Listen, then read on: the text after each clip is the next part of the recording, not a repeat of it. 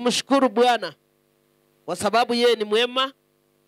Amenilinda, amekulinda, ametuokoa kutokana na maovu.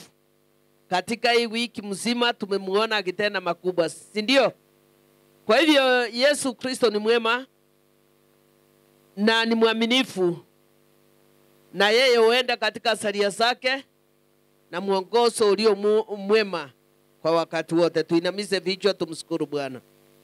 Baba, katika jina la Yesu mfalme wa mbinguni, ni wakati njema nimerudi kwako na kuabudu na kushuhudia, nasema wewe ni Bwana. Asante kwa kila jambo umetutendea katika hii wiki. Tumekuona, tumekutana mahali hapa kwa ajili ya kushuhudia na kuabudu. Asante kwa kila dakika mfalme wa Israeli. Asante kwa ajili ya neno lako tunaenda kulipokea siku ya leo. Naomba ukanyoroshe mkono wako mfalme, ukaonekane mahali hapa kwa ajili wewe unaweza unazidi kutukuza katika vinywa vyetu. Kristo tamaraki na kemea kila nguvu za giza na roho inainuka kinyume cha mafundisho ipate kushindwa. Nimefunga maroho kutoka baharini, kusimuni, changwani na nchi kavu zote zipate kushindwa. Kristo tamaraki ufungue kila mmoja, uwapatie utulivu na amani, na neno lako lipate kuwagusa na kuwabadilisha. Nitakapoenda kunena nawe, Kristo tamaraki naonekane. Nimefunga kila maroho sangani. Kristo naitisa roho wako mtakatifu anitawale. Malaika 12 wakashuke mahali hapa, kila mmoja atende mapenzi yako. Katika jina la Yesu mtakatifu nimeomba nikiamini. Amen. Bwana Yesu apewe sifa. Kristo inuliwe. Ni wakati mwema mimi na wewe tungali hai. Bwana Yesu apewe sifa. Kwa sababu kuna wale walikuwa wanatarajia kuiona siku ya leo, hawajaiona.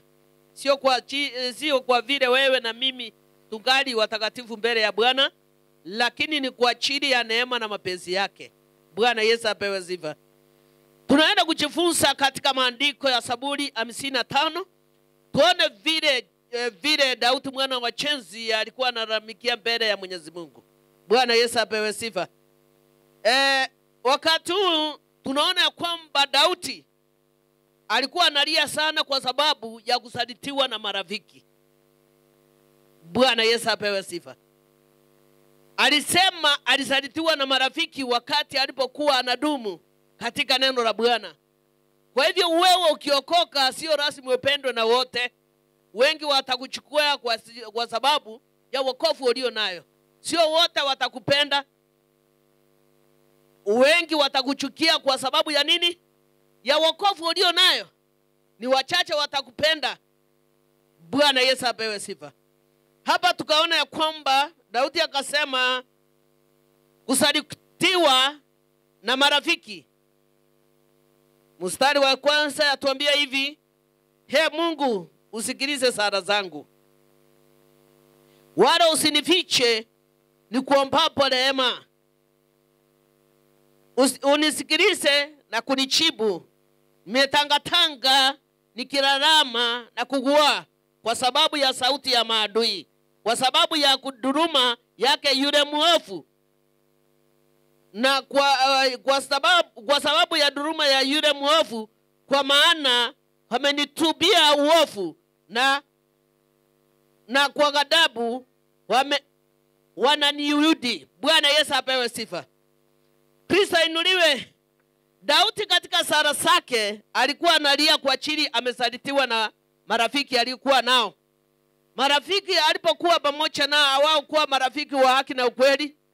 Ndio wote walikuwa wanaonyeshana ya kwamba ni marafiki wanaenda katika safari ya Bwana, lakini wengi walikuwa kwa njia kwa ajili ya kuwa kikwazo kwake. Wengi walikuwa wanaonyeshana ya kwamba wanaabudu Bwana, lakini hao kuwa wanaonyesha ni Bwana aina gani wanaabudu. Bwana Yesu apewe sifa. Bwana inuliwe. Hekalu ni bahari imepepa kila aina ya wanyama. Kwa hivyo wakati wa mwisho ndio mwana wa Mungu wakati atakaporudi atakuja na kichungi yake ya kuchunga wale walio watakatifu wa Bwana. Bwana Yesu apewe sifa. Bwana inuliwe. Kwa hivyo wewe Mkristo umeokoka, wewe ndio utachunguza unatoka wapi, unaelekea wapi, na mahali uko wapi. Kwa hivyo tusisikae tukikoseana sisi kwa sisi, kwa sababu hii safari tuko nao ni nzito na ni nyepesi kwa yule anaamini Yesu Kristo, lakini ni nzito kwa yule anaopapasa Yesu Kristo. Daudi akasema marafiki wengi alikuwa nao ndio walikuwa wanamtafuta Bwana, lakini hawakuwa wanamtafuta Bwana katika roho. Wengi walikuwa wanamtafuta Bwana, macho yao ilikuwa tofauti na lengo hilo waliokuwa wakukutana pamoja. Bwana Yesu apewe sifa. Ndiye akamrudia Bwana akamwambia Mungu asisahau sala zake anapoinama na kumuita. Bwana Yesu apewe sifa. Na wakati akalia akasema asichifiche wakati anaomwomba amrehemu. Bwana Yesu apewe sifa. Bwana inuliwe, amchibu kwa haraka wakati anapotangatanga na kulalamika na kugugua kwa sababu ya adui, sauti ya adui yake. Kwa hivyo adui walikuwa kando yake, ama adui walipokuwa pamoja naye. Kama ni kule kwenda kutoa pamoja, kama ni kukula wana pamoja, kama ni kumrukia Bwana wanamrukia pamoja, lakini mission yao ni kutaka kuangamiza Daudi. Maandiko yatuambia katika Agano Jipya kwamba Daudi alikuwa mjasiri kama simba.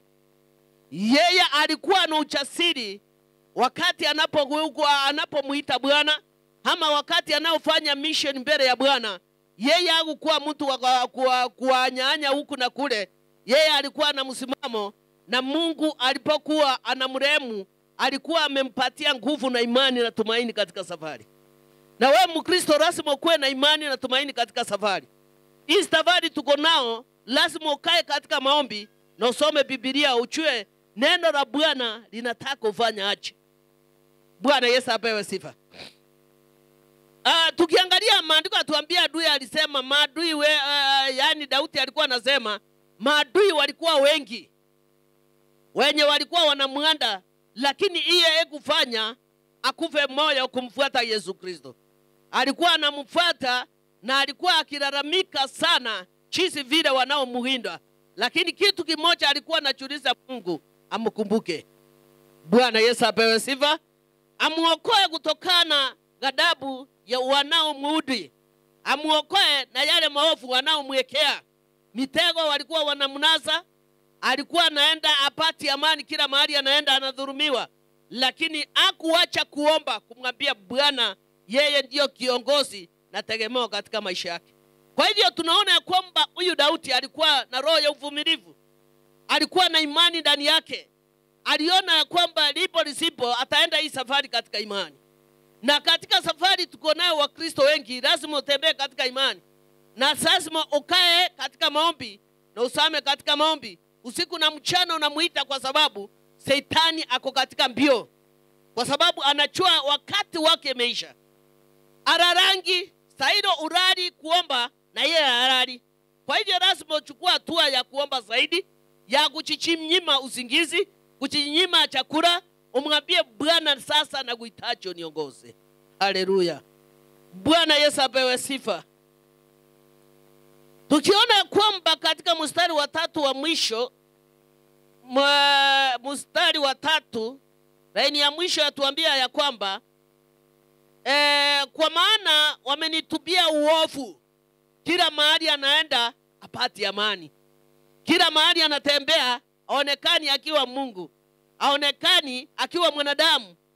Kwa hivyo kila mahali anahangaishwa, ana amani. Lakini mimi nakumbuka kitu moja mama wangu wa kiroho aliniambia, ya kwamba ukiona vita iko mingi kwako, ujue ya kwamba kuna ushindi mbele yako. Haleluya.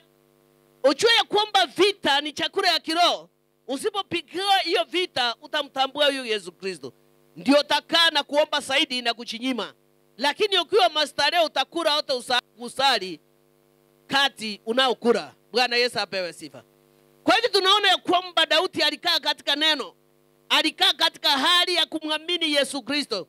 Ichalisi ni vita ina gani aliyopiwa. Ichalisi maadui yake, yani marafiki wake chizi walio msaliti, walimuonyeshana wako karibu na yeye wanampenda, kumbe lengo lao ni kumumaliza. Lakini Daudi alisimama na neno. Haleluya. Bwana Yesu apewe sifa.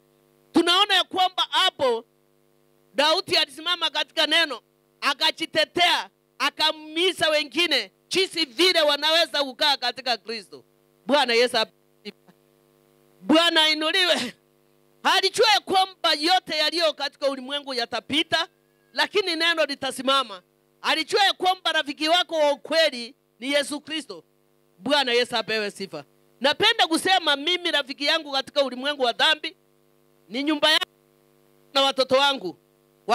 Rafiki wengine ni wakando, ni wa muda. Bwana Yesu apewe sifa. Chua rafiki wako wa ukweli ni nyumba yako, ni mke wake na mume wake na watoto. Yule wakando ni wa muda, kwa sababu mtasemezana mengi, saa ile mtakosana, atakuanika kama mahindi. Haleluya. Ni uongo ama ni kweli? Kwa hivyo rafiki wako ya ukweli, wacha akwe Yesu Kristo, nyumba yako mumuabudu ya kwamba mtamwabudu tena. Ule wakando wa tatu ni wa muda, na usio unanena mengi juu yako. Usicho kumwambia siri zako zote, kwa sababu wakati mtaachana atakuanika. Haleluya. Kama uchaona watu wakiachana, wakianikana. Bwana Yesu apewe sifa. Kwa hivyo utakuwa kama ngozi ya ng'ombe, kila mahali anaenda anatandikwa mahali pale. Bwana Yesu apewe sifa. Kwa hivyo wewe ulioitwa na Kristo, wewe unaomwamini na Kristo, lazima ukuwe mchasiri kama simba.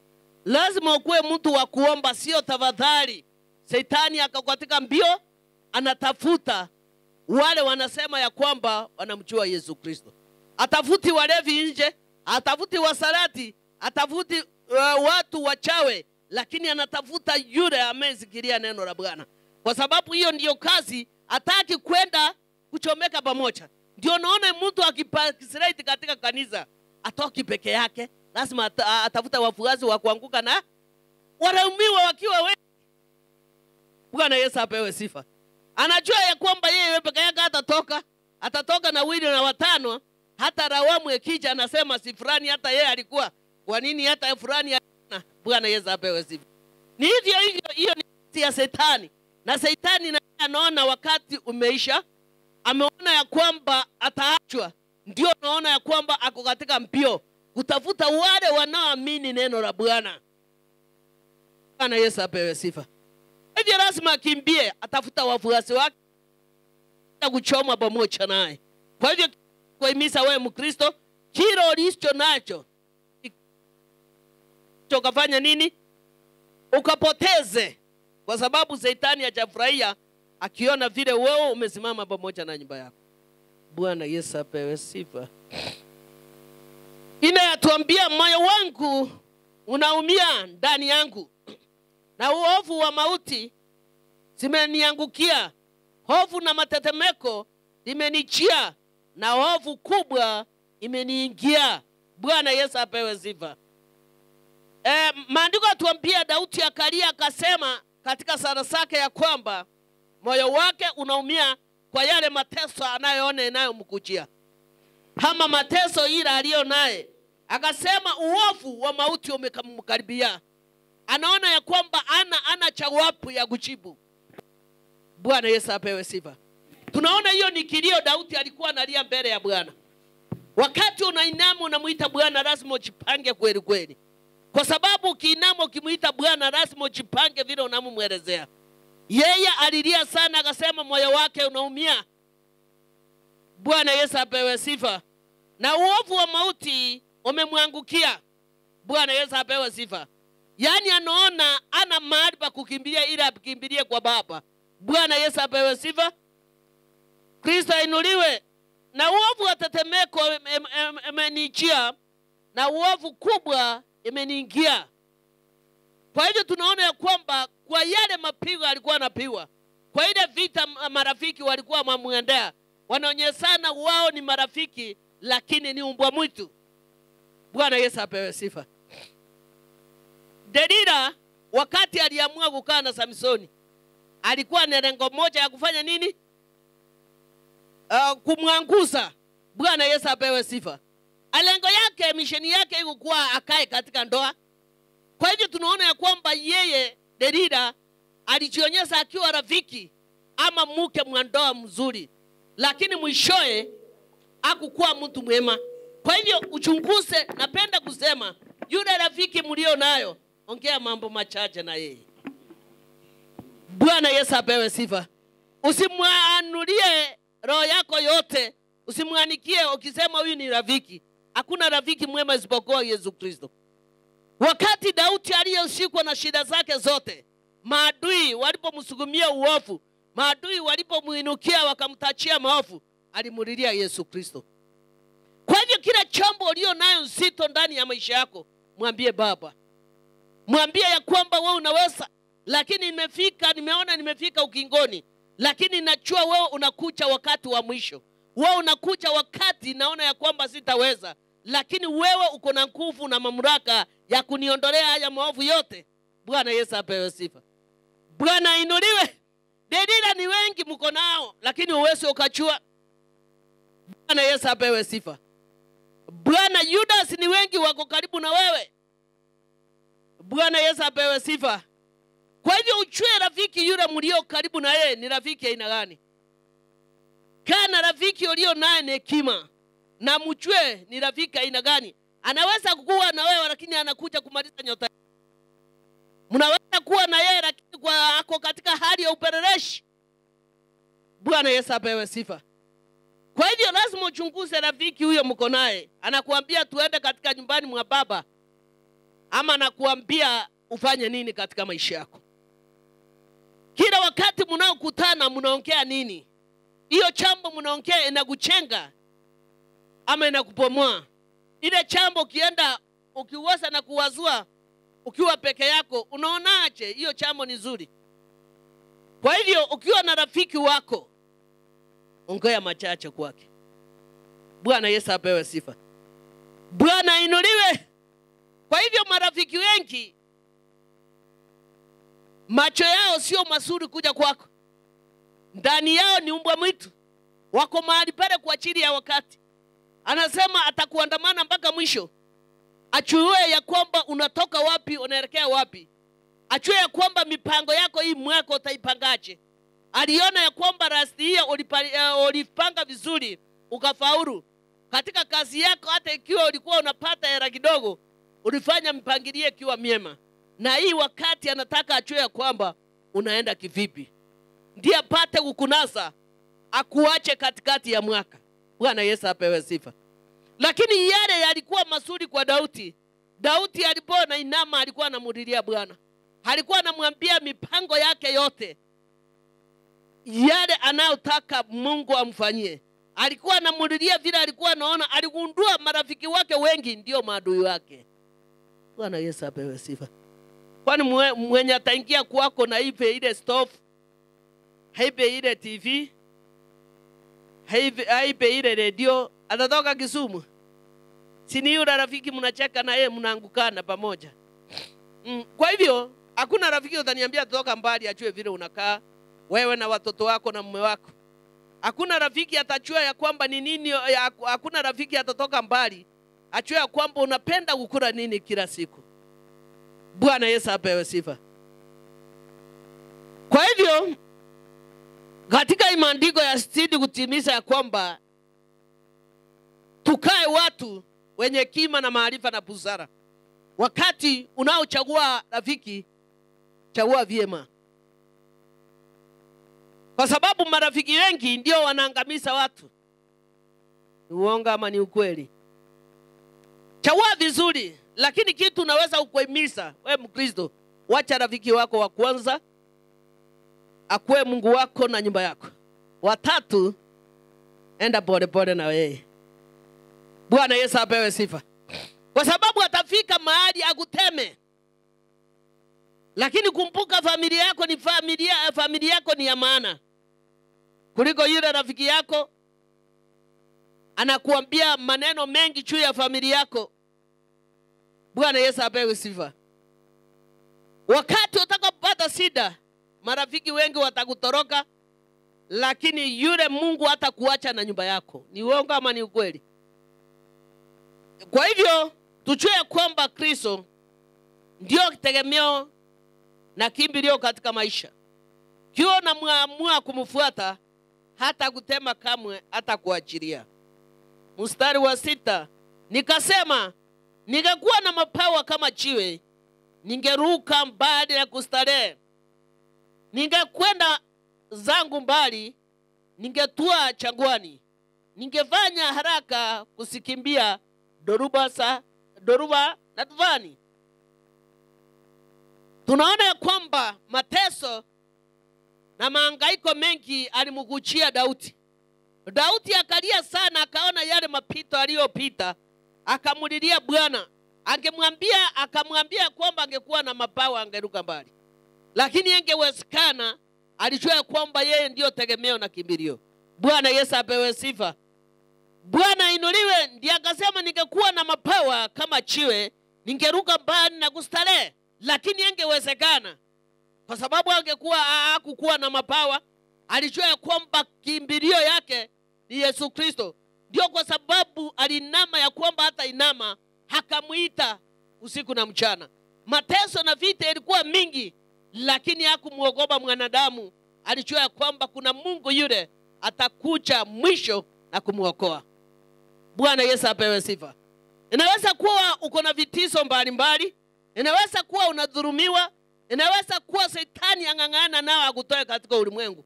Lakini kitu nakuambia hivi, muamini huyu Yesu Kristo.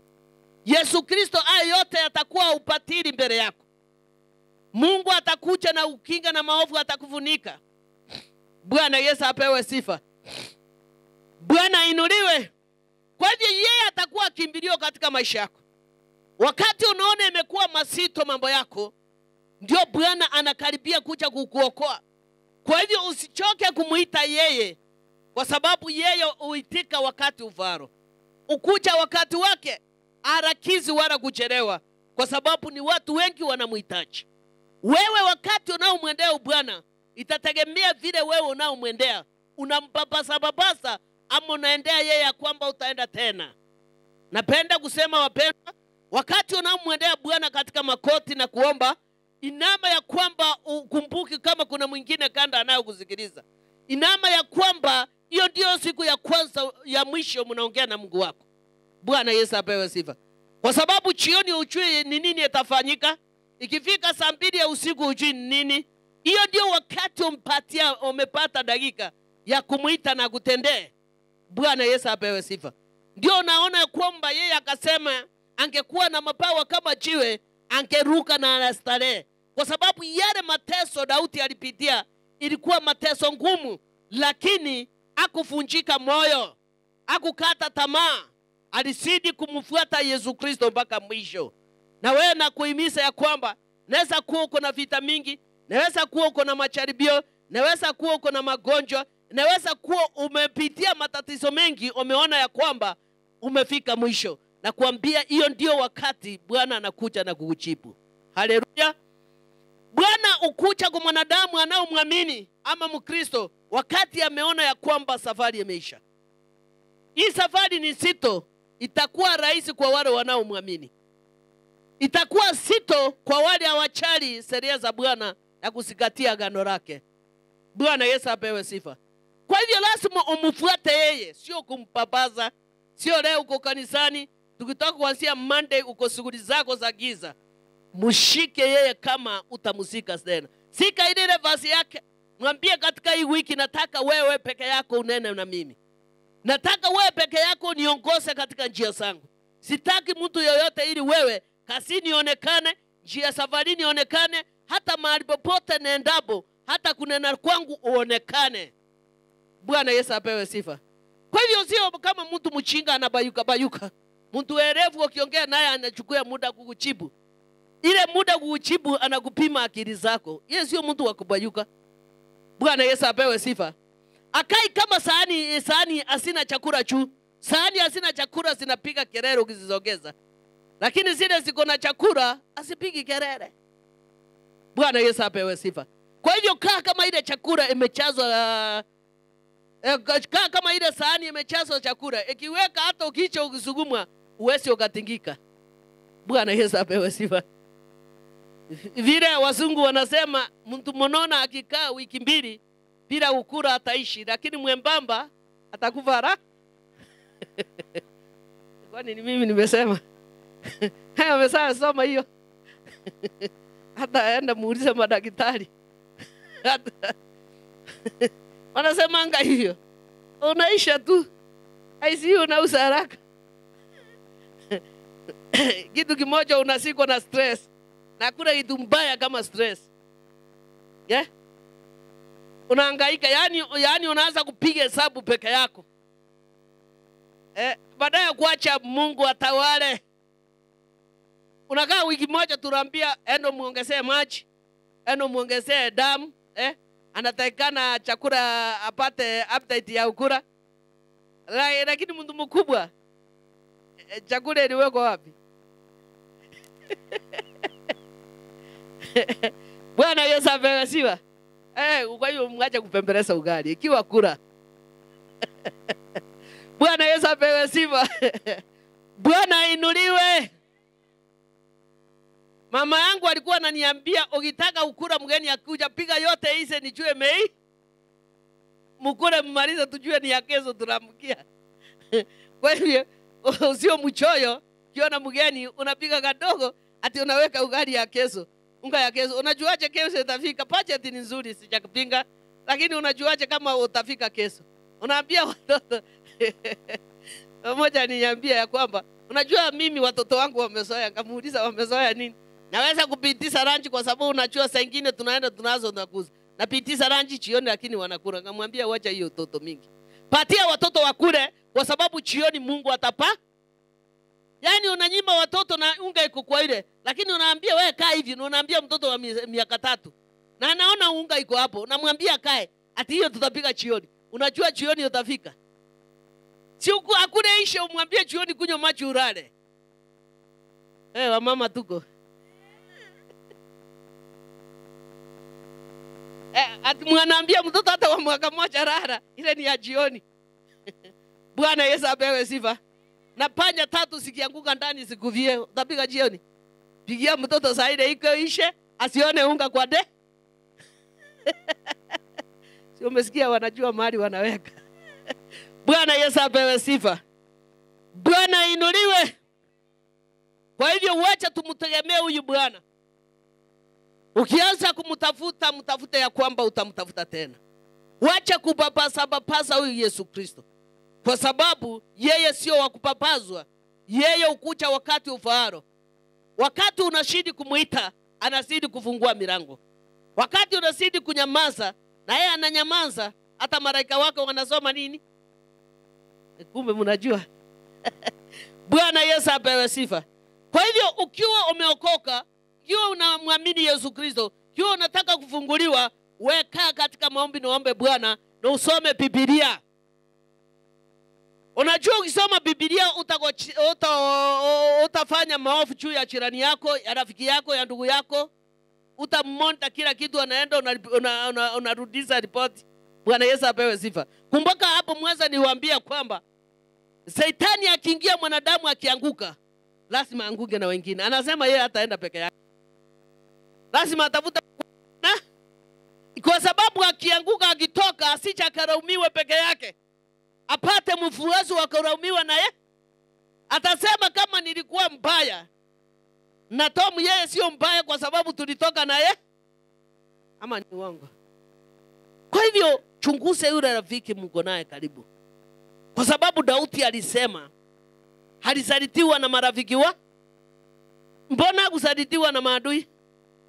Maadui walikuwa wanakaa mbali naye, lakini rafiki alikuwa karibu na yeye. Alikuwa anajua anatoka wapi anaelekea wapi. Anajua ni saa ngapi anaingia kwa nyumba, ni saa ngapi anatoka. Anajua ni saa ngapi anatoka kazi ama anafunga biashara, anaingia saa ngapi kwa nyumba. Huyo ndio rafiki wake. Bwana Yesu apewe sifa. Kwa hivyo ni kumwabudu Bwana na kutafuta uso wake. Na rafiki aliyo karibu na yewe lazima uchunguze ni rafiki aina gani. Asiwe ni rafiki mwisho wa kukumaliza. Asiwe ni rafiki wa kunyemelea watoto wake ili awaangamize. Asiwe ni rafiki wa kunyemelea mzee wako. Asiwe ni rafiki wa kunyemelea bibi yako ili apate kumaliza ndoa yako. Lazima uchunguze ni rafiki aina gani. Usema ni rafiki tu. Bwana Yesu apewe sifa. rafiki, lakini ako kwako kwa ajili yako na mission fulani. Anataka kuikamili. Lazima uchunguze ni rafiki. Naongea machache mkuwe na yeye. Wacha kuandika mambo yako kama mahindi. Mwambie mimi nampenda Yesu Kristo, tuko na sawa. Yale mnaongea muongea kitu ya maana.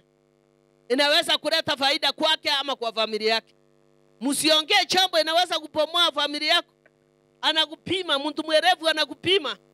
Na Shetani na yeye amepeana watu wake vile wanaweza kupima wapate kuteka nyara. Kwa hivyo chunga sana aliye karibu na wewe rafiki. Ni rafiki aina gani? Bwana Yesu apewe sifa. Akiona ukiwa katika mhangaiko anafurahia.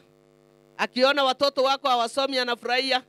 Akiona watoto wamesambatika kwa nyumba yake anafurahia. Akiona kelele katika nyumba yake kila siku anafurahia. Ni rafiki aina gani mlio naye? Lakini tambua huyu Yesu Kristo ndio rafiki wa ukweli. Na usisahau ya kwamba nyumba yako ndio rafiki wa pili. Huyu mwingine mweka kando, naongea machache juu yake. Bwana Yesu apewe sifa. Kwa hivyo Yesu Kristo pamoja na nyumba yako ni rafiki wa maana sana kuliko yule kwa kando ulio na. Bwana Yesu apewe sifa. Tisa yatuambie Bwana uangamize, usifuruge ndimi zao. Hayo ni maombi ya Daudi. Sasa ameomba, amefika mahali ametulia. Anaona ana jawabu lolote. Lakini anaona ya kwamba lazima aombe kulingana vile anaenda. Bwana Yesu apewe sifa.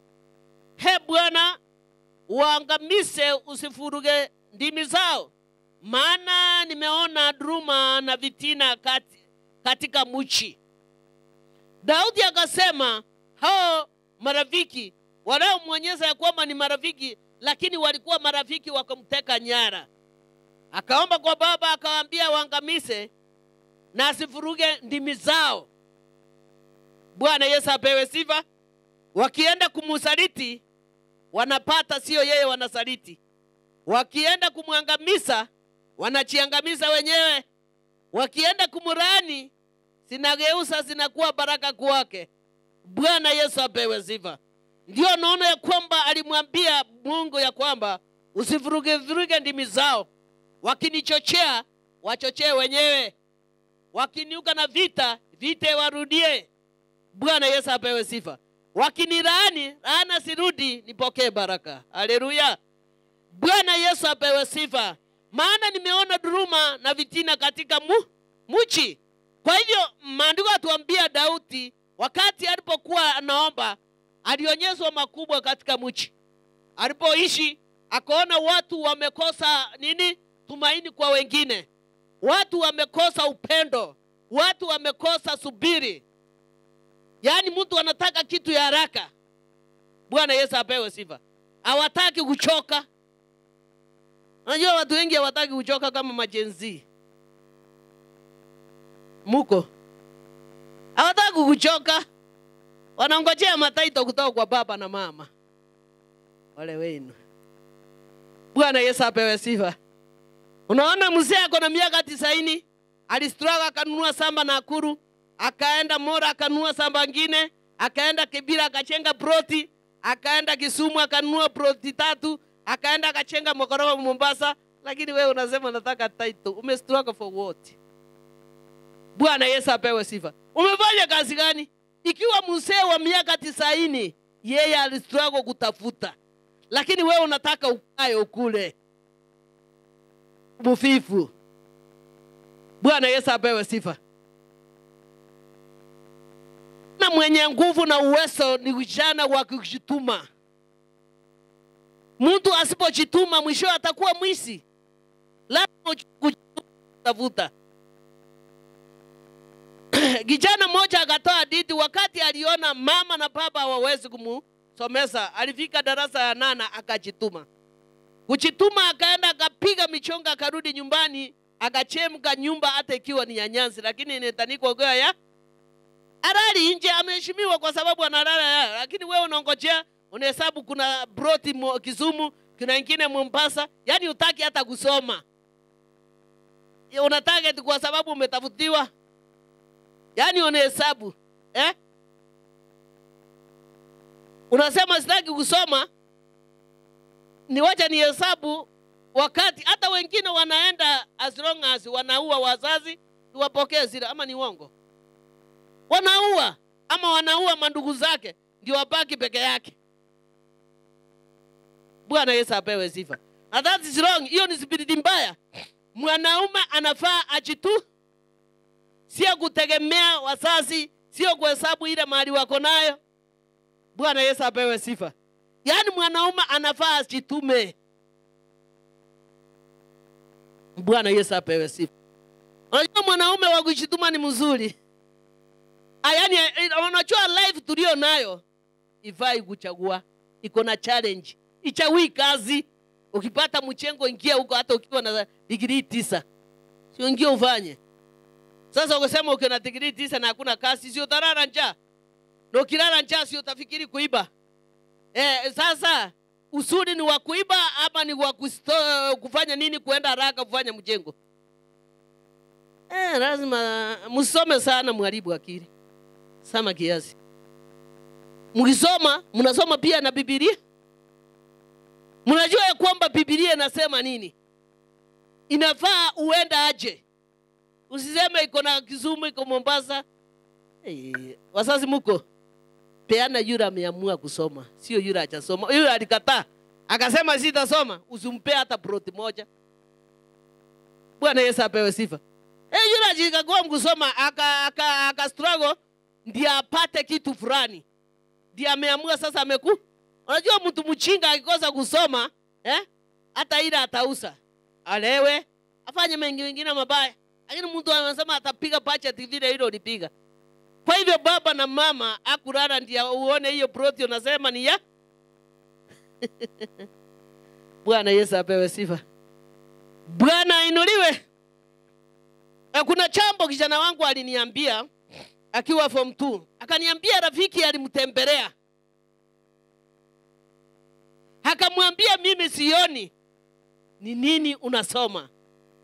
Na sioni unafanya nini? Ungeenda kule mabroti iko ujichagulie 2. Ungisimama haipo hicho uchukue gari moja.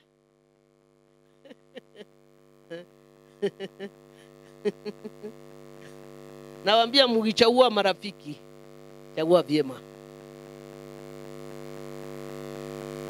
Alikuwa marafiki na ni relative. Hivyo kaambia sasa ungefanya hivi. Tukia tunakaa amekuja midi akaniambia mama, kuna marafiki wengine hata mimi nikitembea wananiambia natembea kama mchinga, lakini najua chenye nafanya. Bwana Yesu apewe sifa. Unajua rafiki alinitembelea huku wakiwa na relative moja, mambo alikuwa ananiambia kunifurahisha. Ananiambia ile nyumba dadi yako nayo, naende niandikize jina yangu. Majenzi mko. Hiyo hakuna haja ya kusoma. Si usoma ujue Kitale ni wapi, ukifika kiambiwa usika stage ya Kitale unasoma. Tuko pamoja wanafunzi. Yeye alimkatasa hapo. Na akamwambia urafiki wangu na hapa umeisha na wewe. Bwana Yesu apewe sifa. Kwambia wenye walikuja na yeye akamwambia kama hiyo ni rafiki mnatembea na yeye, anakuja hapo usikuja hapa, tukutane tao. Bwana Yesu apewe sifa. Kwa hivyo mimi nasema uangalie ule rafiki mnaotembea na yeye. Na kuna rafiki na kuna relative watapoteza mtoto wako. Ama ni uongo? Atampoteza. Utasema ya kwamba wacha niende nifanya. Kama hii mwaka last year watoto walifanya mtihani, si ndio? Tunataka tuseme sana tufanye nini? Tuseme sana vizuri, tufundisane, tujue ya kwamba ni wapi sisi kama Wakristo tunapotea pamoja na watoto wetu. Mtoto alifanya form 4 akapata grade yenye hakuwa anatarajia baba yake. Baba yake akasema kwa sababu yule cousin yako ako kiwango fulani kule university nataka umtembelee akupatie advice. Na sisi wazazi tunakosea. Nasemaje tunakosea aje? Tunakosea hivi, ukimtuma aenda mpatie advice atachagua nini? Hawao kuwa na yeye darasani. Walikuwa na yeye darasani. Yeye ndiye alielewa ile alikuwa anaelewa anafanya. Usiambie mtoto unataka kuwa dokta kama yeye anataka kuwa engineer. Utampoteza. Atamaliza aseme hiyo ni masomo ya mzazi wangu. Hakamtuma huko. Wakati ya mtuma walikuwa wameelewana, ataprai. Akamwambia dadi, hapo ndio nilifika, lakini mimi nataka hii. Lakini kwa vile sikufikia hii, hata ikiwa nataka hii, nataka kurudi chance moja. Walienda wakakaa wiki 2 ya 3, mtoto wakati aliporudi kichana, kamwambia ulishindaje huko? Tulishinda poa. Kwa hivyo mambo ni kuandaa urudi shule. Wewe msai unaniambia nini? Hii ni wakati wa kurudi shule ama nimaliza wako? Wewe msai unaniambia nini? Akamwambia kuona ulienda ukabadilika. Akamwambia hapana. Mimi shule sirudi. Nataka kutafuta kibarua. Hata hiyo college siendi. Mwenye alimpoteza ni Mungu. Yule ulitasema ni mtoto wa sister yangu, ni mtoto wa ndugu yangu, ni mtoto wa kazeni yangu. Ati kwa sababu yeye aliyeko uni, enda kuulinde. Enda kufanyia nini? Akupatia mwelekeo. Lakini ukutambua huyo na mtuma kwake ni mtu wa aina roho gani? Bwana Yesu apewe sifa. Wewe umemtuma tu, lakini mwisho ameenda amekaa na mtoto wako, amemharibu. Mtoto alikuwa anasema atarudia, amekuja amesema hata kurudia rudi na kosi aende, anataka kufanya hata mchengo. Anataka kushughulika na maisha yake. Anataka kushughulika na jafika 18. Shetani alitembea wakati huo. Alitembea ama kutembea. Kwa hivyo marafiki tuangalie wazimu. Bwana Yesu apewe sifa. Uwezi ukatambua kile kilio ndani ya mtu. Na ukisome vyema ikiwa usami kwa maombi. Mtu anaweza kucheka afurahie na wewe, kumbe ndani yake afurahie kama. Bwana Yesu apewe sifa. Kaini alikuwa ndugu ya nani? Lakini Abeli hakujua kwamba Kaini atafanya lile aliyomtendea. Bwana Yesu apewe sifa. Kwa hivyo ndio napenda kusema tuchunguzane zizi kwa zizi. Usiachilie alafu baadaye ukuje kusema mtoto wangu alikuwa ABC. Utakuja kugundua wakati ameharibika kabisa. Bwana Yesu apewe sifa. Wacha Mungu aitwe Mungu. Wacha ukue mtu wa kuomba wa kusama. Funika watoto wako na damu ya Yesu Kristo. Bwana Yesu apewe sifa. Bwana inuliwe. Labda huyo mtoto wako ndiye angekuwa nini? Mwangaza. Lakini nyota yake umeharibu kwa sababu umeamini yule unajua ni dada, ni ndugu. Kwani Shetani yako na ndugu na dada? Kama Shetani hana rafiki, ako na ndugu na dada. Mnielewa vyema, asijatema mtengane. Kwa sababu katika vile mawazo yangu na mawazo yako ichafanana. Bwana Yesu apewe sifa. Tembea uchione mengi. Soma maandiko uelewe. Na kaa katika hekima na maarifa usikie mengi. Mimi na wewe inafaa tuombe kwa imani na kwa uchasiri. Ndio Bwana akuletee ripoti iliyo kamili. Bwana Yesu apewe sifa. Kwa hivyo tunaona ya kwamba mpaka maandiko atuambia wakati alipoomba sana akawaambia Mungu wangu naomba uangamize na ufuruge ndimi zao. Kwa hivyo kumaanisha hao marafiki wake hawakuwa wanatembea wakiongea mema. Usifikiri wewe ukiokoka kila mtu atakupigia makofi, hata yule wa nyumba yako atakupigia makofi. Bwana Yesu apewe sifa. Hata furahia ati ukiwa umeokoka. Hata ikiwa unachipamba vizuri, unavaa vizuri, Watu wanaanza kusema fulani leo anachiringa kwa sababu ako na mavazi, kwa sababu ako na nyumba nzuri. Na ukilala kwa huko kwa sewage, wanasema umekuwa chokora. Ni lipi mwanadamu anataka ashukuru? Anasema na siku hizi umeanza kuwa chokora. Na ukikaa vizuri anasema unachiringa. Unaona? Mwanadamu hawezi akakusifu isipokuwa Bwana Baba ndiye anakuongojea kuwekea taji. Bwana Yesu apewe sifa. Bwana ainuliwe. Kwa hivyo tuchengane katika kiroho. Tuachane mambo ya ubatili, tumfuate huyu Yesu Kristo. Bwana Yesu apewe sifa. Bwana ainuliwe. Kemuto mtoto wake ako shule. Akaita mtoto wa dada yake.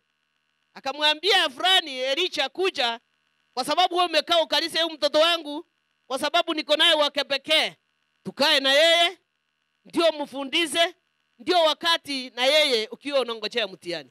Huyo Elisha wakati alipotoka kule, hakukuja na mission ya kukaa vyema. Alikuja alipoingia kwa nyumba, aliingiwa na roho ya Kai. Akamaliza huyo mtoto. Mtoto aliporudi shule, na ilikuwa midi, alikataa shule mpaka leo. 5 years onekani mahali yako. Kwenda katika mtumishi wa Bwana kuliendaje?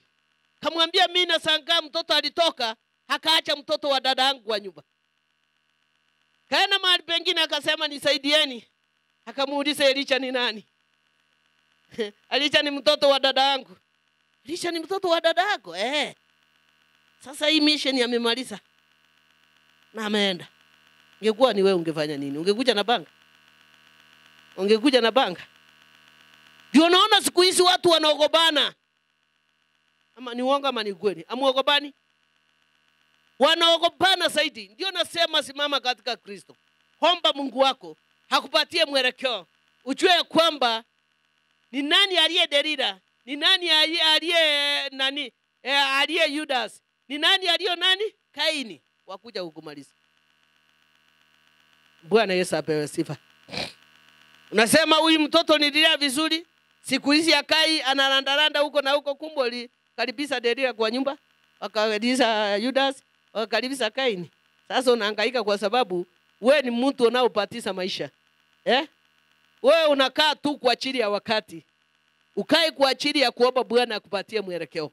Lazima ukue mtu wa maombi ndio safari yake ikamilike vyema. Ukue mtu wa maombi ndio familia yako ikuwe na amani. Bwana Yesu apewe sifa. Utasema mtoto nilimlea vizuri, kumbe kikuracho kiko muongoni mwa. Nilimlea vizuri akakuwa ni nini mbaya? Amerogwa. Ndio amerogwa, lakini wewe ndio ulileta mrogo kwa nyumba. Tubie Kristo pako. Mrogo ya kutolewa mahali. Bwana Yesu apewe sifa. Mimi nikitambua wewe na kutandika na nguo zako. Wewe unapembeleza.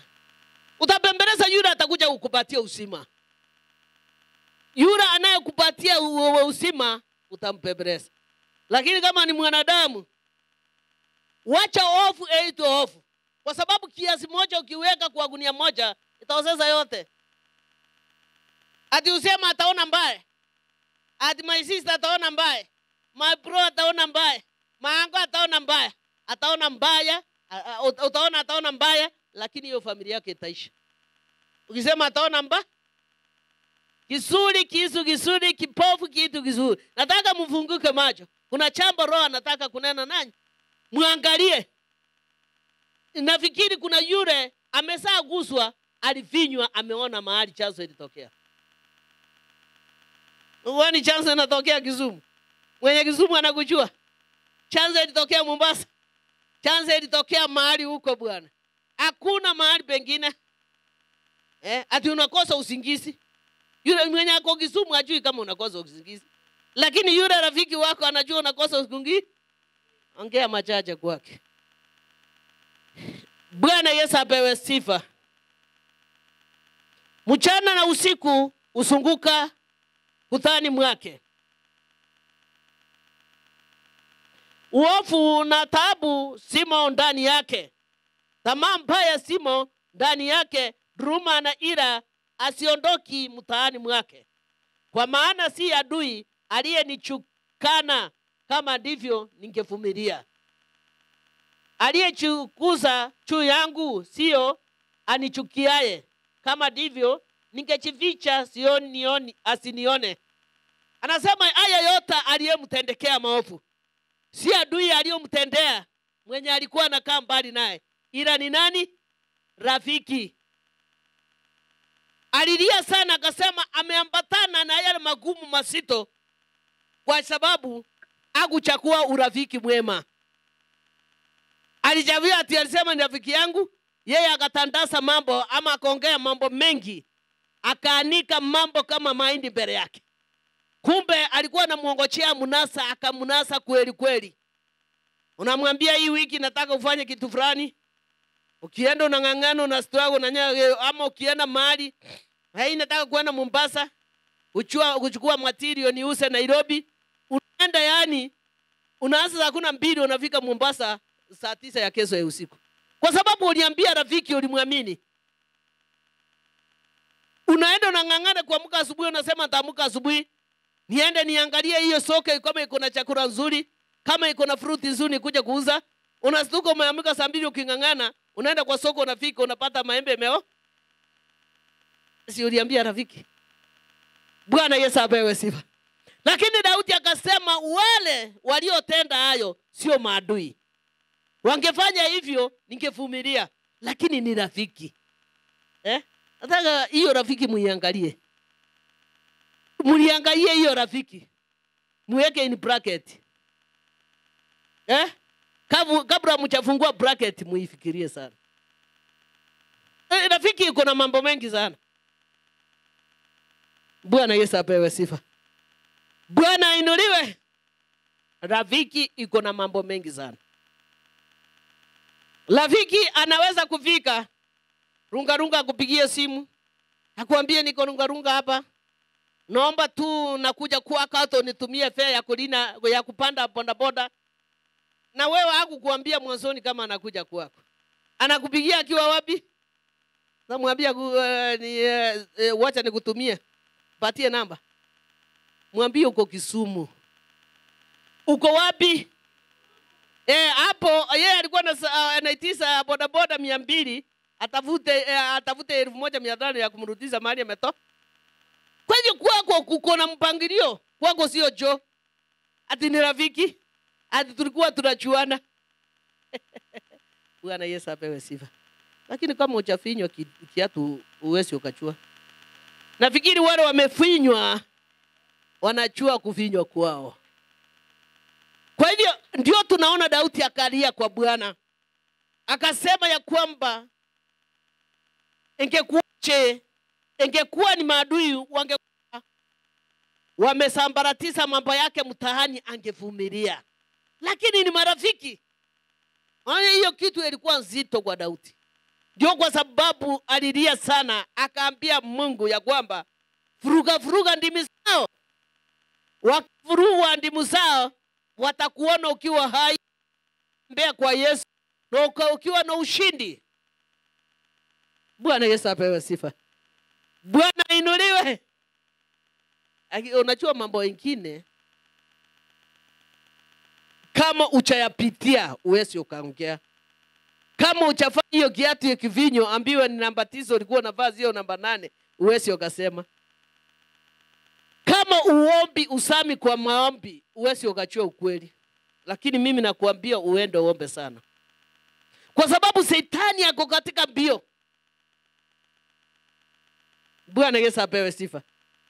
Umwambie Bwana, nataka uniongoze katika njia zako na sheria zako. Katika maombi yangu unifunulia na unitafakari. Adui akija mbele najua ni adui. Rafiki akiwa pamoja nami akitaka kuniangamiza nijue hiyo ni rafiki, lakini ni Judas. Bwana Yesu apewe sifa. Marafiki wengi ni Judas. Si Daudi ametuambia. Sema akaona tamaa iko ndani yake. Bwana Yesu apewe sifa. Adui unamuogopa, unamzuia mbali. Lakini rafiki uwezi ukamtambua. Anamwambia kaa chini, unakimbia kwa duka, unanunua maziwa paketi 3, unanunua siagi, unanunua mkate, alafu unapigia, unaacha hapo kwa nyumba akizunguka kitanda yako mara 7. Ukilala usiku unakosa usingizi. Unasema ni rafiki.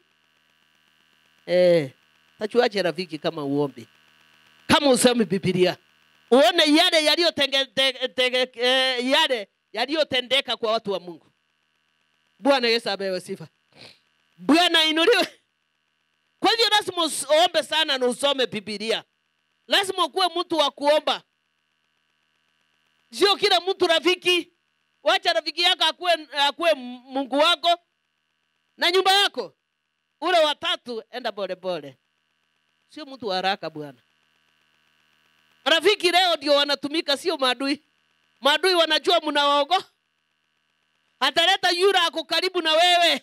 Ni nani mnaona wanapendana na Pamela? Yule wanacheka mpaka wanaangukiana pamoja. Ni Kemuto sasa.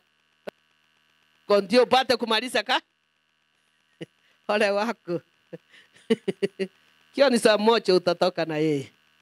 Bwana Yesu apewe sifa. Ndio nawahimiza muwe watu wa kuomba. Unampima, usiongochee Mungu anene na wewe, lakini Mungu anakuongoza katika dhamiri. Nakuambia huyu mtu ni hatari. Huyo mtu ako hivi. Huyo mtu ako hivi. Unamwambia Bwana nena nami jinsi vile utakavyo. Bwana Yesu apewe sifa. Bwana Yesu apewe sifa. Bwana inuliwe. Yeye ni mwaminifu. Yeye ukucha wakati ufaao. Bwana Yesu apewe sifa. Ndio akasema ya kwamba yeye si adui aliyomtendea hayo maovu yote, isipokuwa aliyemsaliti. Tuangalie mstari wa 13. Mbali ni wewe mtu mwenzangu, rafiki yangu ni yeye niliyochuana nawe sana. Ndio alifanya nini? Alitendea Daudi maovu. Bwana Yesu apewe sifa. Tumesiona vizuri na kutembea nyumbani mwa Mungu pamoja na mkutano. Yaani walichuana vizuri wakatembea na yeye. Wakiwa kadea, ukicha kanisani unampigia simu. Anamwambia we, Martha tukutane wapi? We Choni tukutane wapi tuende kanisani? Yaani yule aliyemtaka kumwangamiza ni rafiki yule waliojuana naye. Akiona mtoto anafukuzwa analia sana, anaenda hata kwa chama na kumkopea pesa. Hilo nakapea adui bwana. Adui rafiki. Anamwambia akienda kilala njaa namletea chakula. Nataka tuelewe. Na tupate kuhimizana. Mstari wa 13 yatuambia ikiwa yeye Daudi angetafutwa na maadui, angekuwa na njia ya kujificha ama ya kuvumilia. Lakini alipotafakari hayo, akapata ni rafiki anataka kumwangamiza. Akasema mbali ni wewe mtu mwenzangu, rafiki yangu niliyomchuana nawe sana. Tumehusiana vizuri na kutembea. Yaani mlipendana, mnapeana unasema aje secret? Mnaambiana, hakuna secret ya watu wawili. Hakuna siri ya watu wawili. Unaona akasema angekuwa ni adui angevumilia. Lakini alistuka akapata ni rafiki anaomsaliti. Yule aliyetembea pamoja naye, yule walikuwa wanasiana, walikuwa na chatiana vile wanapanga mambo vizuri. Yule walikuwa hata wakienda kanisa wanaitana kwa njia. Yule wakienda soko hawezi akaenda soko bila yeye. Hata ni kitu moja ingewezekana. Bwana Yesu apewe sifa.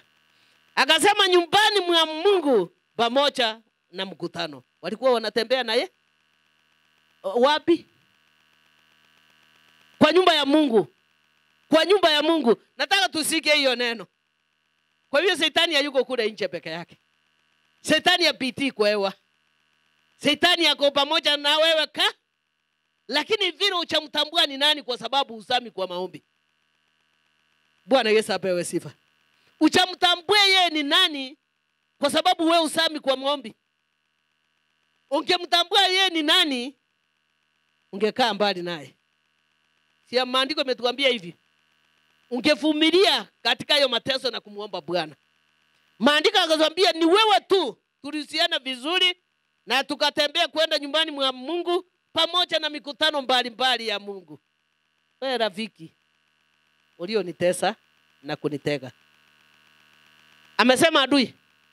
Rafiki, nataka hiyo kitu kitafakari sana. Bwana Yesu apewe sifa. Sasa akalia sana akasema mauti na iwapate kwa ghafla. Alilia. Ati mauti iwapate kwa ghafla. Nilifikiri ni rafiki, tukasaidiana, tukashikana mikono. Saida alikuwa na shida, nilikuwa namsaidia. Saida akasema hana renti ya kulipa nyumba na mlipia. Saida anasema hana school fees nalipia watoto. Ni rafiki? Tuelewe hiyo rafiki. Nataka tuelewe hiyo rafiki. Unaweza kupenda mtu sana lakini hakupendi. Ako na wewe unafikiri lakini hakupendi. Misheni yake ni kutaka kukuangamiza pamoja na nyumba yako. Kwa sababu ya nini? Ya wivu. Wewe unafikiri rafiki anajianguza chini, yani vile Judas alionyeshana yule ni rafiki. Akaonyeshana Yesu Kristo, mwisho akafanya nini? Na akamsadiki na hela ngapi? Lakini yeye Yesu Kristo alikuwa anajua atakuja kumzali. Alikaa na yeye ni hekima na maarifa mpaka mwisho. Wewe uko na hekima na maarifa utakaa na rafiki. Wewe unamwambia vile mnakaa nyumba yenu. Wewe unamwambia mzee wako amepaka nini December afanye nini? Unamwambia mnapanga muende kununua ploti ngapi ama eka ngapi? Wewe unasema ni rafiki. Ole wako. Unasikia hata nyumbani mwa Bwana walikuwa wanaenda na yeye. Bwana Yesu apewe sifa. Wewe unamwambia kile kitu mmepanga kufanya. Muda sio muda, hiyo chambo inatawanyi. Eifaulu mnasema ni nini, magonjwa yanakuja. Unapigiwa simu kule nyumbani mama ni mgonjwa. Unapigiwa kule simu kuna taikana hivi. Unasikia ya kwamba ameshikwa kazini. Umesikia hivi na hivi rafiki. Nataka hiyo china rafiki tuielewe vizuri. Afadhali adui, unachua ni adui unakaa chonjo. Lakini rafiki atakumaliza hapo hapo. Na Daudi akasema atakutembea, walikuwa na uhusiano mwema, walikuwa wanatembea katika hema ya Bwana, walikuwa wanaenda pamoja naye mikutano ya Mungu. Ni rafiki?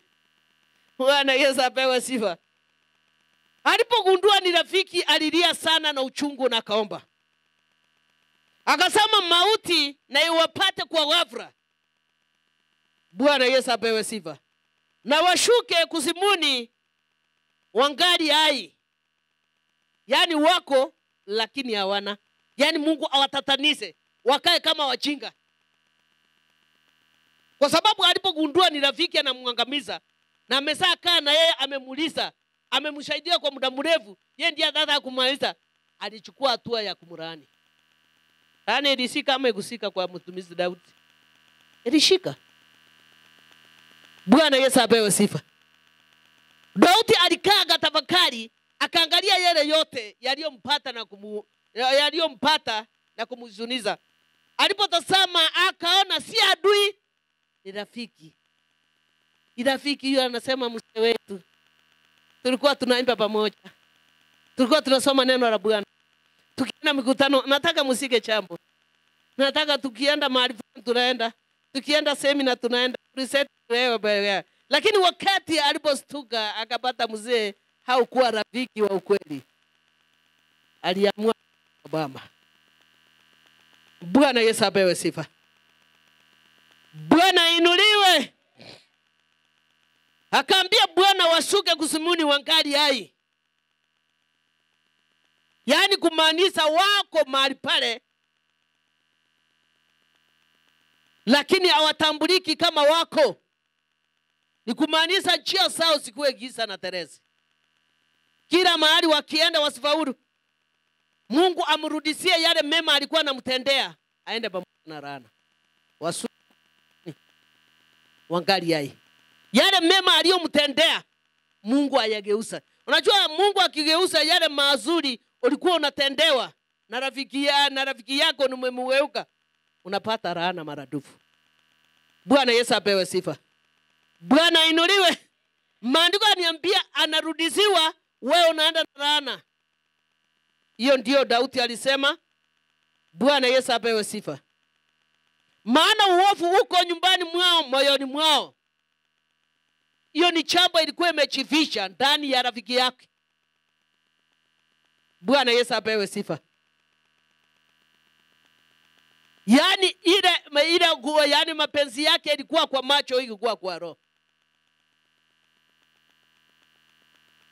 Ilikuwa kwa roho. Huyo rafiki mapenzi yake ilikuwa kwa macho, ilikuwa kwa roho. Ndio maandiko yatuambia washuke kuzumuni Wangari Yai. Bwana Yesu apewe sifa. Alimuita Bwana akamchuliza, nami nitamuita Mungu na Bwana ataniokoa. Wakati Bwana ametatanisha hao marafiki, walikuwa wanajifanya ni marafiki, kumbe walikuwa mbwa mwitu. Na ndipo Daudi atakuwa na nguvu ya kumuita Bwana. Kwa sababu alikuwa amedhulumiwa, ameteseka, na kile kinamkura kigoni wapi? Bwana Yesu apewe sifa. Haukuwa adui, angekuwa adui angevumilia. Angekuwa nasari angevumilia. Angekuwa adui angechua vile anakaa naye. Lakini ni huyo walikuwa wanakula pamoja naye. Anajiita ni rafiki. Lakini mwisho akakuja kuundua sio rafiki. Ni rafiki mwenye alikuwa anataka kumnaza na kummaliza. Ndio naona ya kwamba Daudi aliomba kwa imani na uchungu. Akasema ya kwamba mauti yawapate ghafla, na wao wasuke kusumuni Wangari Yai, wasambaratike, njia zao sikuwe giza na teresi. Bwana Yesu apewe sifa. Usikubali ombewe maombi hayo. Nami nitamuita Mungu na Bwana ataniokoa. Jioni asubuhi na drumu nitalalamika na kuugua, naye atasikia sauti yangu. Ameniokoa nafsi yangu iwe salama, asiyenikaribia mtu. Maana walionisindana nami walikuwa wengi. Mungu atawaraye tangu milele atanisikia na kuliwaadibu. Maana awachirekebishe wala kumucha Mungu. Maandiko yatuambia kwamba Daudi akasema Bwana yeye atatawala, na kila chamba atatenda kulingana na maema na maombi yale atapomuomba. Maandiko yatuambia kwamba omba lolote upendalo, na Bwana atakujibu kulingana na maombi yako. Na wakati unaoinama naomba itategemea jinsi vile unaomba. Bwana Yesu apewe sifa. Mungu wetu akicha kujibu maombi yako, anakuchunguza. Ni stage gani umefika mpaka umeomba hiyo jambo? Maombi ya Daudi alichipika kwa sababu alikaa katika hali ya kudhulumiwa, kukaa na rafiki kumbe sio rafiki. Anamulisa, anafanya kila kitu kizuri juu yake. Bwana Yesu apewe sifa. Bwana inuliwe. Bwana Yesu apewe sifa. Daudi yeye maombi yake yalifika kwa sababu alikuwa na lengo la kumtukuza Bwana, lakini yule waliokuwa na yeye alifanya kuwa rafiki kwake au kuwa rafiki. Alikuwa mahali pale na lengo ya kumwangamisha. Lakini Daudi alizidi kuwa na uvumilivu na kuomba. Musa wakati alipofika ukingo, alimwambia Bwana, sasa suko tena mapenzi yako. Kwa sababu alisikia amedovika kukaa na rafiki lakini sio rafiki. Akamwambia kila anahitaji kumfanyia. Maombi yake itajivika kulingana na utaratibu wa Bwana utaenda. Kwanza utajichunguza kabla hujaomba. Unatoka wapi unaelekea wapi? Jambo unaoomba ni nini amekuonyesha ya kwamba umepita katika hiyo mapito? Na jambo gani umefanya ndio onyesha ya kwamba maombi yake itafika? na kile chambo naombea kimechukua muda gani ama hatua gani mpaka umefika umeambia Bwana ashuke. Bwana hawezi akazuka hivi. Bwana Yesu apewe sifa. Anashuka kulingana umekaa katika uvumilivu utakatifu na kumuita Bwana. Mpaka imefika umemwambia Bwana sasa najiajiria kwako. Na huyo rafiki pia namwajiria kwa. Unajua Bwana akijibu anaangalia pande zote. Anaona yale maombi unaoomba. Kwanza mwanzo ulikuwa unaomba nini? Na imefika mpaka umejiachilia kwa Bwana atende. Bwana Yesu apewe sifa. Ndio tunaona ya kwamba yeye akasema hiyo ndio wakati Bwana alimpatia nguvu. Ndio Bwana alisikia sauti yake. Bwana Yesu apewe sifa. Kwa hivyo kuna maombi unaweza kuomba sana ukidilia mtu na kumbe Mungu hamtaki. Napenda kusema vile nasoma Biblia kuna wale wamewekwa kwa ajili ya wakati wa maangamizo. Kwa hivyo ukienda kwa Baba kuomba lazima ukuwe na mwelekeo. Utaratibu wa kuomba ndio upate kujibiwa. Unaomba ya kwamba utaomba tena, unajichunguza kabla hujainama, kabla hujanena na Mungu. Kwa sababu kuna maombi unaweza kuomba ikuangamize. Umwonyeshe ile upendo ulio nayo na yule rafiki wako. Umwambie kile uliotenda vile Ezekieli alisema alipoambiwa akusanya alisema nini? Lakini mwisho tunaona ya kwamba aliongezewa masiku. Na wewe utaambia Bwana huyo rafiki anajiita rafiki umemfanyia nini? Umwelezee mpaka viki imefika umwambie Bwana sasa najiachilia utende hii na hii. Kwa sababu tunataka neno la Bwana liinuliwe. Lakini jina ya Shetani angamizwe. Utamwambia uonyeshane vile ulienda na yeye sambamba.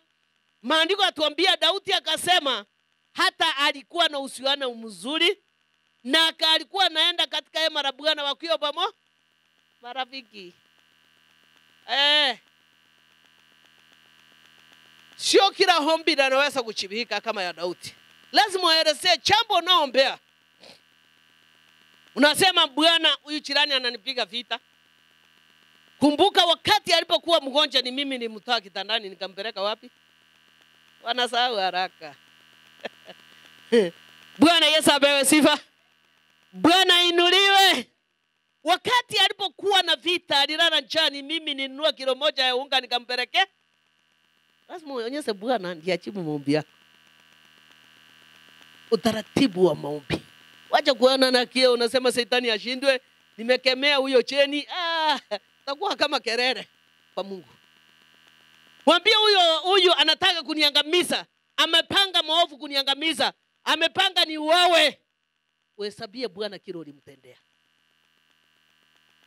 Mwambie Bwana kama ningekuwa na upaya, sikumtendea hayo yote nilimtendea. Usikie utaratibu ile Daudi aliomba mpaka akapata ushindi. Bwana Yesu apewe sifa. Mwambie hata huyu jirani ameanza kuwa hivi, kumbusa Bwana ulimfanyia nini?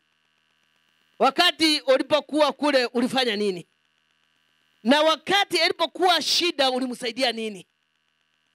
Ukiomba maombi kama ya Daudi utashinda vita. Bwana Yesu apewe sifa. Bwana inuliwe.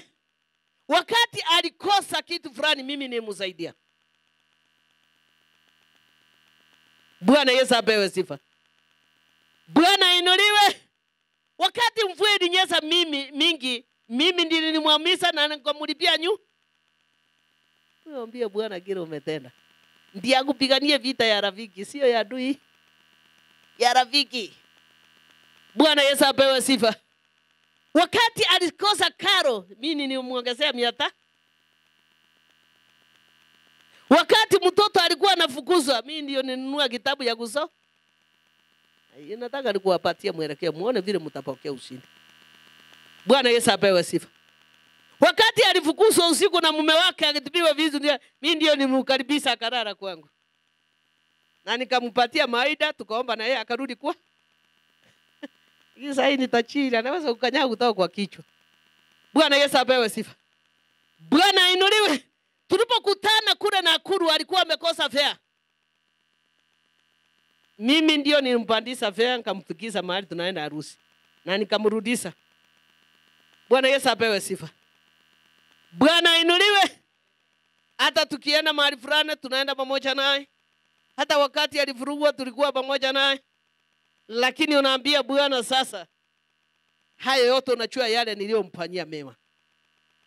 Lakini anaenda kea amesahau. Mkumbushe na umchulize. Bwana Yesu apewe sifa. Wanasahau. Umbo ukiilisa siku 3, uende miaka 3 unakumbuka. Mwanadamu unaweza kumkilisa miaka 3 asahau baada ya siku 3. Ni uongo? Anasahau baada ya siku 3. Hata ataona uko maana kwake.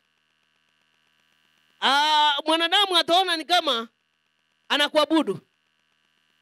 Inakuanga hivyo. Ukiona utaratibu wa Daudi maombi yake ilijibika. Alisema ya kwamba mauti yampata ghafla. Na yeye afanye nini? Maandiko yatuambia ya kwamba akasema yeye asuke kusimuni ankari yali.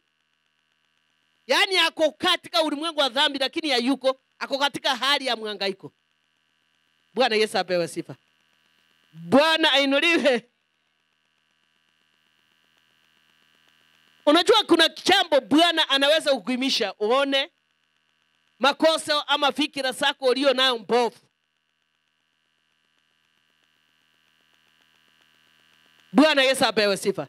Ukiomba katika utaratibu hiyo Daudi aliomba, utafaulu. Katika maombi yako usijanganye. Usiemo anze kulia, huyu ni ndugu yangu nilisomezea mtoto wake. Na mbona mtesa hivi kwa bibi yangu? Na mbona anataka kuniangamiza? Usilie, hiyo maombi iweze kufika. Utaratibu, ambie Bwana kile uliyomtendea mpaka mahali amefika. Bwana Yesu apewe sifa. Uambie Mungu kama achaona mfungua macho apate kuona. Lakini kama ni roho ya Farao hataona. Atapigana naye na lakini mwisho atangamia. Atangamia. Mwambie Bwana kila hiyo ni rafiki, si adui. Adui tunawaombea waokolewe. Maandiko yatuambia ni ya rafiki aliyemsaliti nani? Daudi. Bwana Yesu apewe sifa. Eleza. Waambia Bwana kile uliyotenda. Hata wakati watoto walikuwa wanafukuzwa, walikuja wanakula kaboro usiku. Chakula walikuwa wanalala njaa lakini mlikuwa mnasema pamoja na kumbusa Mungu. Wacha kuwa na hasira Wilita. Weka chini kumbusa Mungu. Umwambie vizuri, umwelezee. Kama hujui kuomba weka kwa karatasi, andika chini. Ni ukweli nakwambia, nataka nikuonyeshe vile mambo yake yanajibiwa. Wacha kuingiza pressure mpaka unakosa kuomba. Unakasirikia mtu the whole year. Na ukasikia nini? Unaumiza roho yako kwa nini? Si uachilie roho yako aone vile unabarikiwa. Ukikasirika ukiwa na uchungu ndani yako, uwezi ukawa na njia ya maombi. Kwa sababu ukiona mzee unakuasika, uwezi ukaomba. Ambia Mungu nipatie amani. Piga leta karatasi furusi kabu. Andika kama hujui kuomba. Nataka nikupatie mwelekeo. Andiko ukimaliza mpaka chini. Yainue juu. Anza kuomba ukiyatazama. Mwambie Bwana haya yote ndio nilitenda. Ikiwa nilimtendea maovu, amegeuka kunipiga vita, umjibu. Kama hujui kuomba, maombi naomba hivyo, hapo wewe ujaribu uniletee ripoti. Omba kama Daudi. Daudi alisema ingekuwa ni maadui ningevumilia. Lakini alikuwa rafiki. Rafiki ni nani? Alikuwa rafiki. Alikuwa anaonyeshana ni rafiki, kumbe ananiwi. Anataka kunimaliza. Bwana Yesu apewe sifa. Bwana inuliwe. Kwa hivyo lazima uambie Bwana uende na utaratibu wa maombi.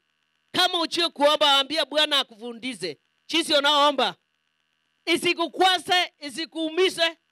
Usiumizwe na mambo yale ya maneno juu yako. Usiumie. Ukisema msenya boga vile tulisaidiana hivi, mbona ananifanya? Utaumia ukose kuomba na akushinde kwa haraka. Weka chini, leta furusi kabu. Andika Ambia Bwana nashukuru kwa sababu umenikumbusha haya yote. Anza kunena na Mungu. Mwambie mpaka mwisho. Mwambie kiwa ni mimi nimetenda maovu kwa ajili ya kutenda haya, ndio sahi amegeuka, Baba unisamee. Lakini kama ameuka kutaka kunimaliza, alikuwa rafiki wa kunimaliza, umuchibu. Ongoje ukuje kunichibu. Bwana atakuchibu kwa haraka. Yeye sio kigeugeu. Na hadi yake vunjiki milele.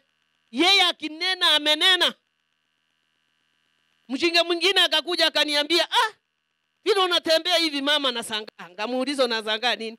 Nilikuwa nafikiri fulani utakufa mapema. Bibi ya fulani hajakufa, lakini naona uko hai. Namwambia wewe ushindwe. Mimi siwezi kukufa. Baka ile miaka Sara alifikisha.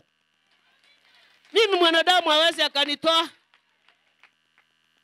Hakuna macharibio sijapita, nimepitia mengi. Niniambia sasa utakufa, umekuja kufika Kenyatta baada ya 3 hours umekufa, lakini ngali hai. Kwani hiyo ndio ya kwanza? Namwambia wewe ni mchinga. Akarudia akamwambia nisikuona hapa kwangu. Uenda ukienda. Kwani ati ni rafiki? Nilimwambia uenda ukienda. Baadaye bibi yake akakuja ananiitisha msamaha kwa niaba yake. Kamwambia uwezi ukaniitisha msamaha kwa niaba yake, kwa sababu anachua vile alikupanga. Unaniambia ya kwamba bibi ya fulani angekufa, unaona ni yeye atatangulia. Kwani umemweka namba ngapi kwa list? Bwana Yesu apewe sifa. Kwa hivyo kiovu ikemee. Kemea. Kwani anakulisha? Anakupatia uzima.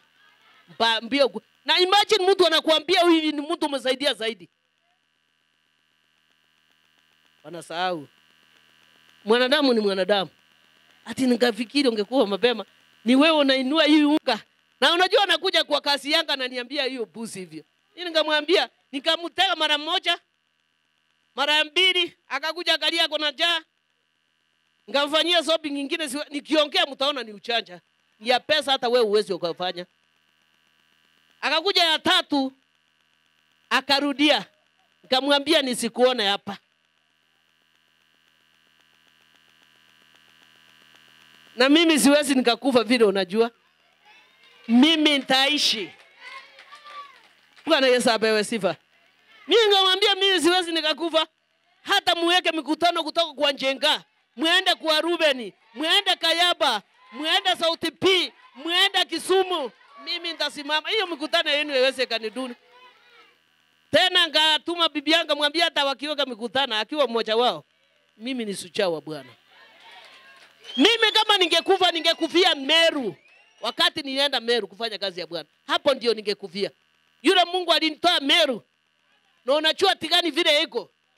Na nikafika hapa, yeye ni Mungu yule, sichamsahau. Bwana Yesu apewe sifa. Kwa hivyo chunguza rafiki anafanya ni rafiki wako. Saidi unamchotea. Saidi unamchotea, wewe ni adui kwa.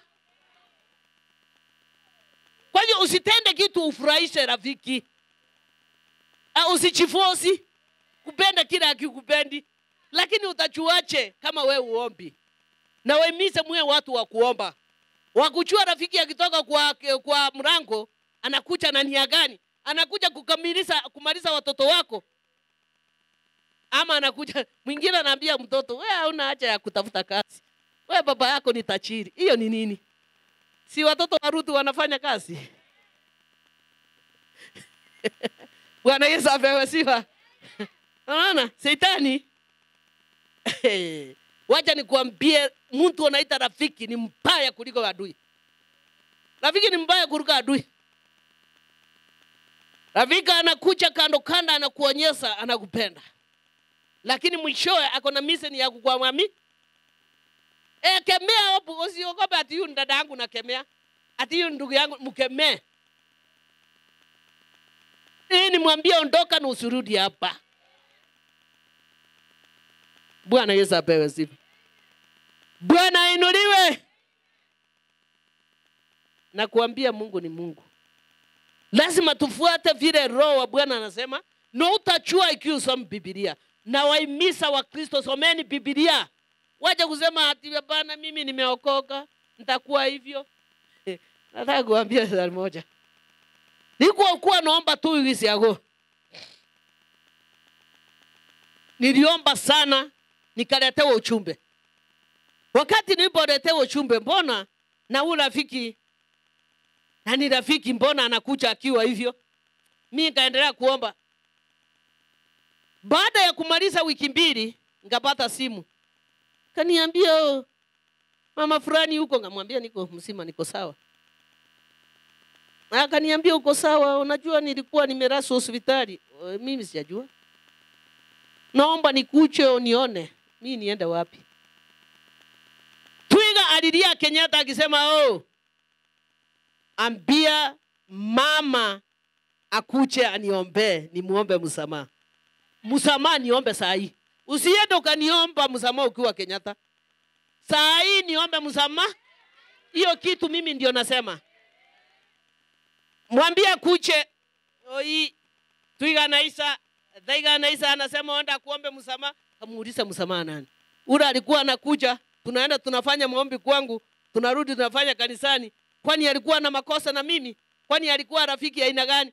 Niombe msamaha. Alienda hivi akisema tuende tuombe msamaha na Hiyo wewe kaniita kwako ati kuche tuombe, nilikuwa hospitali. Na wakati ulikuwa hospitali huko niita. Kwani nataka kusema wacha niende kwa sababu Mungu wako. Ile kazi tunafanya kwa neema.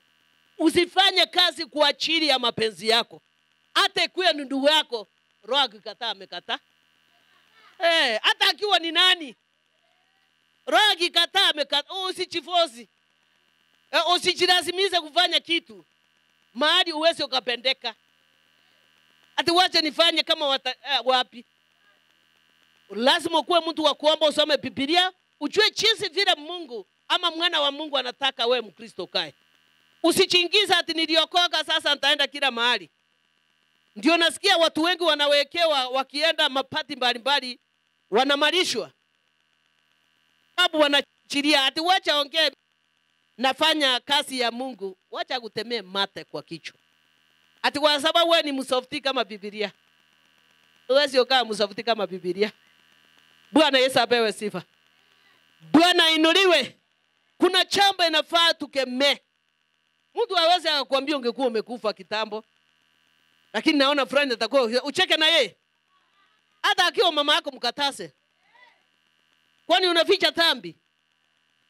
Mkatase, mwambie hatutaenda pamoja na yeye kwa sababu wokovu ni wangu mwenye.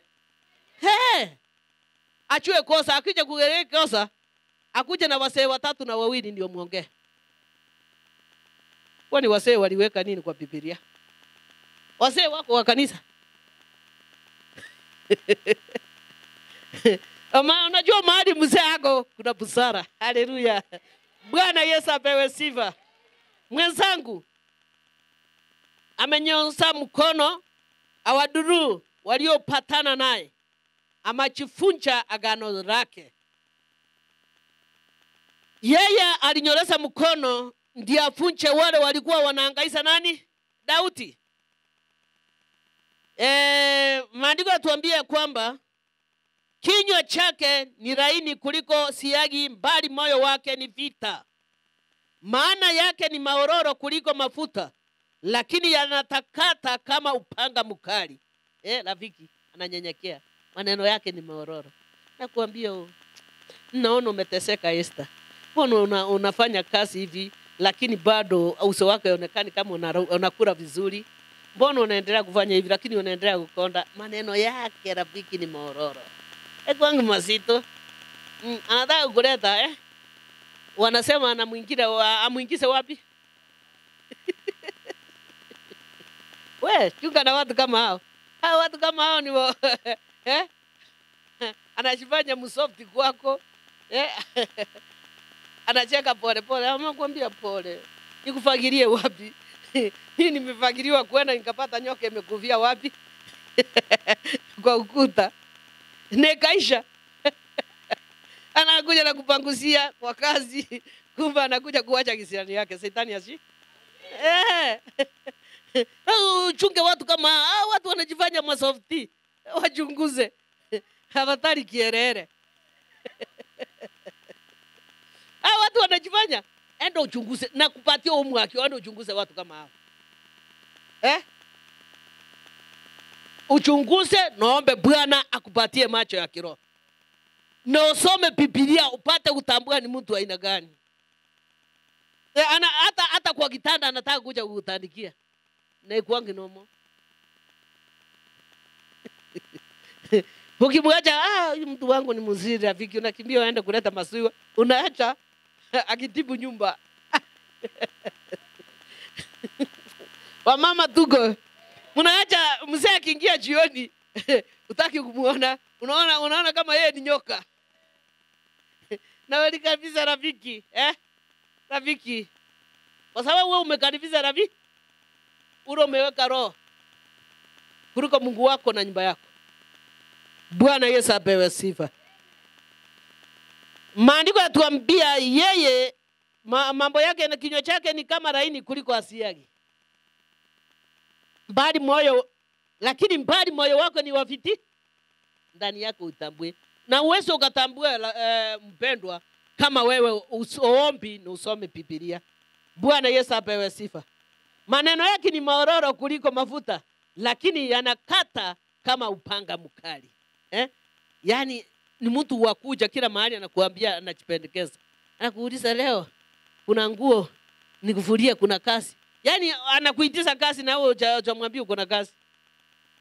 Mtu anakuja anakuitisha kazi kama wewe hujamwambia ni rafiki yako. Mwambia jana nilikuwa nimeleta mashini. Mzee alinunua mazi nikafua. Mwambie mashini mzee alileta nikafua. Ukisikia anakuambia na uchamuita akufulie na achawahi kufulia. Bwana Yesu apewe sifa. Umtuweke Bwana. Sikia maombi ya nani, umtuweke Bwana misiko yako naye atakutegemeza. Atamwacha mwenye haki ondoswe milele. Yeye Mungu ataacha mwenye haki ondoswe milele. Yeye atasimama na mwenye haki. Bwana Yesu apewe sifa. Lakini ametuonya tuachie dali na watu wanaongea pole pole, mambo yao ni softi. Hata yule anabajuka yeye unachua chenye ananena. Anaongea pole pole, yani ana mambo nasema hata ni mzuri, lakini uache itokee. Utasema ni yule ama ni mwingine. Hata yule anaongea unapima akili yake. Mwenye kunyamaza sana sio mzuri. Usimpende, ni hatari. Ulimi wake ni kama nini, upanga. Ni hatari. Sijui kama mmegundua hivyo. Nawe Mungu utawateremusha wafike Simoni na uharibifu. Watu wa damu na ira hawataishi nusu ya siku zao. Watu damu na waina hawatafanya nini? Hata nusu ya siku zao. Sile Bwana aliyowapangia. Mbali mimi nitakutumainia wewe. Haleluya. Bwana Yesu apewe sifa. Daudi akasema atamtumania Bwana. Kwa sababu katika muongozo alimuongoza na akawa mlisi mwema. Na katika marafiki wakimutafuta wamsaliti alimuokoa. Walimutafuta wamwangamize, lakini Bwana alimpatia mwelekeo. Kwa hivyo utakuwa na ujasiri na ushindi ikiwa utaenda katika utaratibu wa maombi na ukimuita Bwana usiku na mchana. Usipende yule mtu mpole sana. Ukweli nawaambia. Niko na experience. Usipende yule mtu afadhali yule anabajuka. Unajua leo kimtanaongea hivi ni kwa ajili ya hasira. Yeye amesema hivi, yeye ameisha na weki kwa roho. Wewe mwenye kumchukia mchuki. Ushauri yako uliko ndio anafanya. Anaongea pole pole. Chunga na watu kama huyu. Na hata mzee akisema bibi yangu ni mpole, chunga na yeye. Chunga na yeye. Hadi bibi yangu hawezi kufanya hivyo. Halileta turisa nyumbani, hawezi kufanya hivyo. Wale. Tuko pamoja, afadhali moto kidogo na waka unausima. Mnajuana kidogo, sijasema muende muagiza moto. Msema unampima akili yako, unajua nikisema hivi amekasirika. Nikifanyia mzee hivi anakasirika. Baadaye leta anafuruta, we anakupima. Bwana Yesu apewe sifa. Anakupima, sikufichi mzee. Bwana Yesu apewe sifa. Waika yule na yuko naona hasira yake imefika wapi. Namwambia, wacha kupanga nguo, rudisha kwa nyumba. Bwana Yesu apewe sifa. Mbarikiwe sana. Jesus love you, very, very wonderful. Jesus love you, very, very wonderful. Jesus love you, very, very wonderful. So wonderful much. So wonderful much. Jesus love you, very, very wonderful. Jesus love you, very, very wonderful. Jesus love you, very, very wonderful. So wonderful love.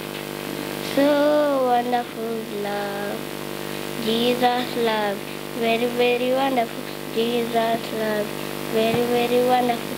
Jesus love, very, very wonderful. So wonderful. My name is Michelle Nemenda. I have a song. Usiku waendelea, asubuhi umekaribia. Tuvae silaha zetu, tupambane na shetani nazo nguvu za giza. Mewapa mamlaka mingi, angalieni na wachunga kama kondoo ndani ya mbwa mwitu, iwe ni dhahabu sana kama nyota. Jihadharieni na wanadamu, iwe ni wapole kama ua. Mapepo hayana nguvu sana kwenu, niko nanyi hadi mwisho wa dahari. Usiku waendelea, asubuhi umekaribia. Tuvae silaha zetu, tupambane na shetani nazo nguvu za giza. Nimewapa mamlaka mingi, angalieni na wachunga kama kondoo ndani ya mbwa mwitu, iwe ni dhahabu sana kama nyota. Jihadharieni na wanadamu, iwe ni wapole kama ua. Mapepo hayana nguvu sana kwenu, niko nanyi hadi mwisho wa dahari. Thank you. My name is Regan and I have a memory verse. My memory verse comes from the book of Genesis 2:15. It says, man was put into the garden of Eden to cultivate and guard it. My name is Rob from Nabipa of Christian Church and I have a song. Anza vyote na Yesu, kila kunapokuja mwelezeni taji lako lote. Anza vyote na Yesu, anza vyote na Yesu, ila kunapokuja mwelezeni taji lako lote. Anza vyote na Yesu, kila siku